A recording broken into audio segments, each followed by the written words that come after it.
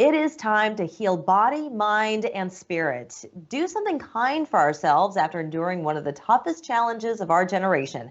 Joining us with her new book is Daly, author of Destination Wellness, Global Secrets for Better Living Wherever You Are. It's great to see you here, Annie. Thank you so much for joining us. Thank you so much for having me.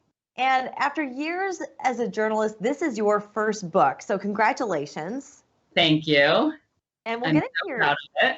Yeah, I'm sure. And these are usually labors of love, and we'll get into that as well. But, we'll get into your history as well in a moment. But from the sounds of it, this book teaches you that you don't have to leave your own backyard to focus on your wellness. Exactly. And the timing of it was quite fateful because I had that idea in my head anyway. That's the message that I wanted to send. And then it turns out that it's coming out in a time when that's what the majority of us are doing anyway. And So it's really fateful in that way.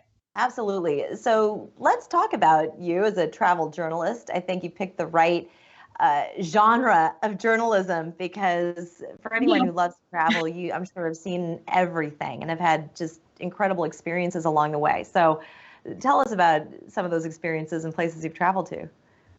Sure. Well, I have been to many places. I'm so fortunate. This job is incredible. In this book in particular, I visited 6 spots. They were Norway, Jamaica, Hawaii, India, Japan, and Brazil. And my whole thinking with choosing these places is that I wanted to find destinations where wellness and health and well-being is woven into the culture in a more natural way than it is often portrayed in the US. We have a very commercialized wellness industry here, and it's all about the products and the things that you can buy. And I visited these places because they all have a cool wellness philosophy that point to the fact that wellness is actually not something you can buy, but it comes from within. That's a profound statement. And was there one country in particular that you found that to be the case? And could you give us an example of what that would be? Absolutely. So all of them had various philosophies in which that was the case. I think one in particular that really works for this time in our lives right now was from Norway. They have this cultural philosophy called Friluftsliv. It's spelled Fruftsliv. And it translates to the free air life. And basically what that means is Norwegians will go to great lengths to spend as much of their lives outside as humanly possible, no matter the weather.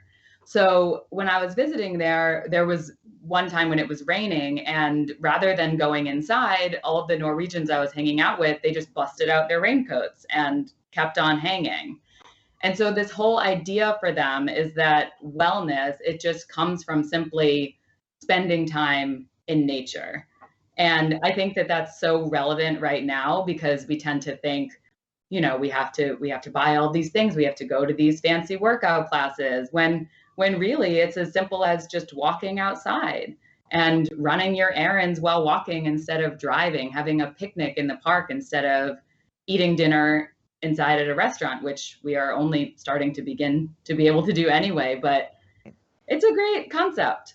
It really is. It's an ingenious idea for a book because this is something that people anywhere on the planet can pick up, read, and it sounds like they can just implement it into their own lives. And it's not really something that you hear talked about a lot. I mean, certainly, Norwegians are kind of known for being outdoorsy and they love to hike and, doing things like that. But to the extent where it's what feeds their soul is a new idea, I think, that a lot of people don't realize.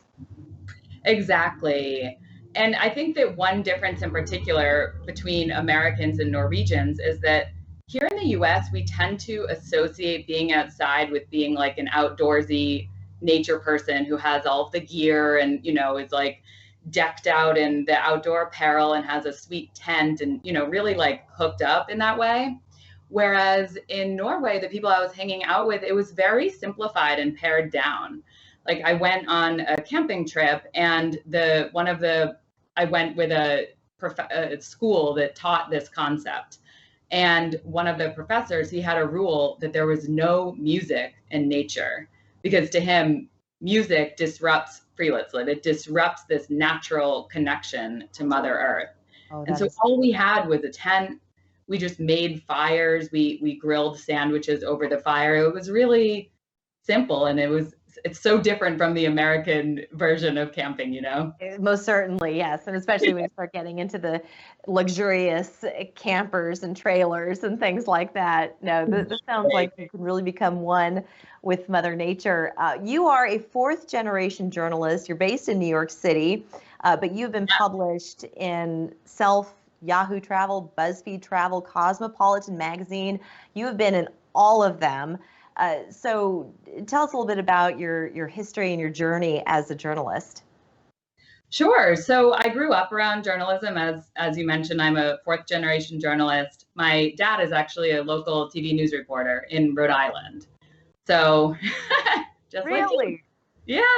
So I grew up around it. So it was sort of an inevitable path that I ended up going down, just because, you know, it's like when you have dinners every night, and he would come home from work and talk about his stories and teach us how to ask questions. And it was sort of a natural evolution that I ended up down this path.